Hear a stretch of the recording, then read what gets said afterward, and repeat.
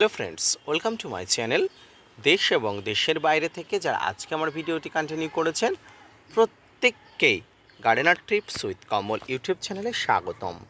আমরা ছাদ বাগানে যে সমস্ত গাছ নিয়ে ইন্টারেস্ট দেখাই, এদের মধ্যে আরও একটি গুরুত্বপূর্ণ গাছ হলো লেবু গাছ অর্থাৎ সাইট্রাসের গাছ। তবে লেবু গাছের বিভিন্ন রোগ পোকার আক্রমণ নিয়ে আমরা খুব কম আলোচনা করেছি। তবে আজকের ভিডিওতে আলোচনা করব ছোট্ট লেবু গাছের গ্রোথ কিভাবে করবেন সেটা নিয়ে যেমন আলোচনা করব, ঠিক তেমনি আলোচনা করব লেবু গাছের মারাত্মক মারণ রোগ সম্পর্কে। যে রোগটির ছাপ কিন্তু আপনারা এখানে দেখতে পাচ্ছেন। তো এই রোগটি আদতে কি, এই রোগটি কেন হয়, আর এই রোগ থেকে প্রতিকারের উপায় আপনারা কিভাবে পাবেন, আসুন ভিডিওটি মনোযোগ সহকারে দেখতে থাকুন, না স্কিপ করে কন্টিনিউ করুন।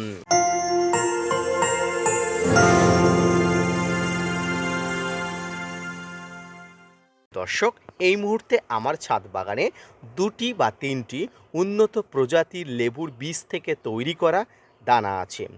দেখুন, এই মুহূর্তে আমার লেবুর বীজ থেকে তৈরি করা তিনটি ভালো জাতের, অর্থাৎ তিনটি ভালো জাতের কিন্তু লেবু গাছ। এই লেবুগুলো কিন্তু তিনটেই কমলা লেবু গাছ, আর তিনটেই কিন্তু দানা থেকে তৈরি করা গাছ। যাই হোক, দানা থেকে তৈরি হোক, এই গাছগুলোতে আগামী দিনে লেবু ফলাতে পারবো, সেটা আমাকে অপেক্ষা করতে হলেও আমি অপেক্ষা করব।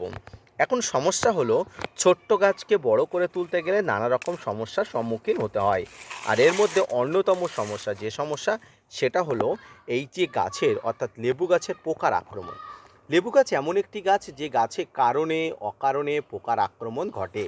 আর এর মধ্যে অন্যতম হলো ম্যাপ পোকার আক্রমণ। দেখুন, ম্যাপ পোকার আক্রমণ আসলে কি। প্রথমে এই পাতাটা একটু ভালো করে দেখুন। এই পাতাটা ম্যাপের আকৃতি, অর্থাৎ আমাদের যে রাস্তা, জিগজ্যাগ রাস্তার মতো চারিদিকে একদম এই পাতার উপরে কিন্তু একটা ম্যাপের আকৃতি হয়েছে। এই পতঙ্গদেরকে ম্যাপ পোকা বলা হয়।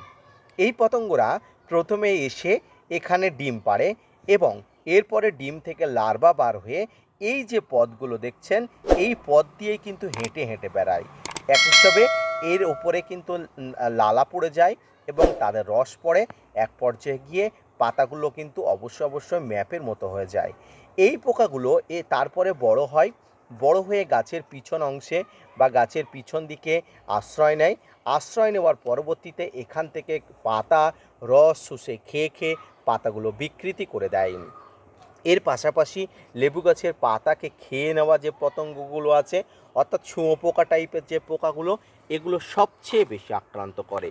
তো যখনই এই ধরনের সমস্যার আপনি আক্রান্ত হবেন বা আপনার গাছ আক্রান্ত হবে, তখন আপনাকে যেটা করতে হবে সেটা হলো আপনার ছাদ বাগানের লেবু গাছের উপরে একটা ভারী মানের, একটা ভালো মানের কিন্তু কীটনাশক ব্যবহার করতে হবে।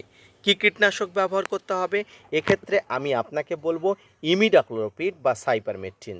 ইমিডাক্লোপিড বা সাইপারমেথ্রিন, এই দুই গ্রুপের কীটনাশক কিন্তু ব্যবহার করবেন। সাইপারমেথ্রিন গ্রুপের যে কোনো কীটনাশক ব্যবহার করলে হবে না, আপনি প্রোপেক্স সুপারটাই ব্যবহার করবেন। প্রোপেক্স সুপারের মধ্যে প্রোফোনাস থাকে এবং এটি কিন্তু কীটপতঙ্গ মারার জন্য অত্যন্ত দক্ষ, বিশেষ করে লেবু গাছে। এর পাশাপাশি ইমিডাক্লোপিড গ্রুপের যে কীটনাশকগুলো আছে, এগুলোও ব্যবহার করলে ভালো ফলাফল নিঃসন্দেহে পাওয়া যায়। তাই প্রিয় দর্শক, আপনারা সাইপারমেথ্রিন বা ইমিডাক্লোপিড গ্রুপের যে কোনো কীটনাশক 2 গ্রাম নেবেন প্রতি লিটার জলে। এর সঙ্গে আপনারা যেটা মিশিয়ে নেবেন সেটা হলো এই যে কীটনাশকগুলো বা ফাঙ্গিসাইডগুলো অনেক দিন গাছের সঙ্গে লেগে থাকে, তার জন্য নেবেন স্টিকার। স্টিকার মিশিয়ে নিলে এর প্রভাবটা অনেক দিন পর্যন্ত থাকে।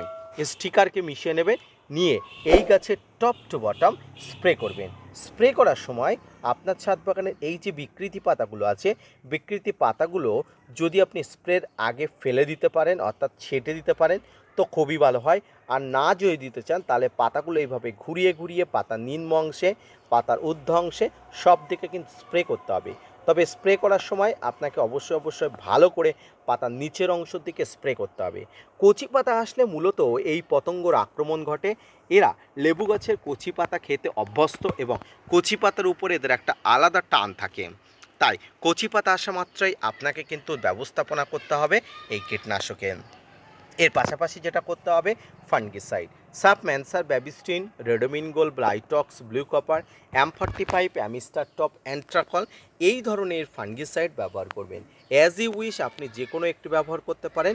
প্রতি লিটার জলে 2 গ্রাম নিয়ে আপনি ব্যবহার করবেন, সপ্তাহে একবার করে। মনে রাখবেন প্রতি সপ্তাহে একবার করে ব্যবহার করবেন। এবার আসি এই ছোট্ট লেবু গাছকে বাড়িয়ে তোলার উপায়। গাছ সুস্থ থাকলে আপনার ছাদ বাগানের লেবু গাছ দ্রুত বেড়ে উঠবে। তাই প্রথমে দরকার গাছের সুস্থ দান। এরপরে যেটা দরকার সেটা হলো গাছের সঠিকভাবে খাবার প্রদান। সঠিকভাবে খাবার প্রদান হলে গাছ প্রচুর পরিমাণ বেড়ে উঠবে। আর এই খাবারগুলো কিন্তু আমার ছাদ বাগানে গাছের গোড়াতে আপাতত আছে। এই গাছের গোড়াতে মিশ্র খাবার অলরেডি দেওয়া হয়ে গেছে, যে খাবারগুলো খেয়ে গাছ বড় হয়ে উঠছে। কয়েকদিন পরে আমি আপনাদের দেখাবো এই গাছের আরও কী পজিশান হলো। তাই ভিডিওটি যারা দেখছেন লেবু গাছের গোড়াতে অল্প করে যতটা পরিমাণ দরকার খাবার দেবেন। এর পাশাপাশি গাছগুলোকে সুস্থ সবল রাখার জন্য যতটুকু আপনার ফাঙ্গিসাইড কীটনাশক দেওয়ার প্রয়োজন দেবেন।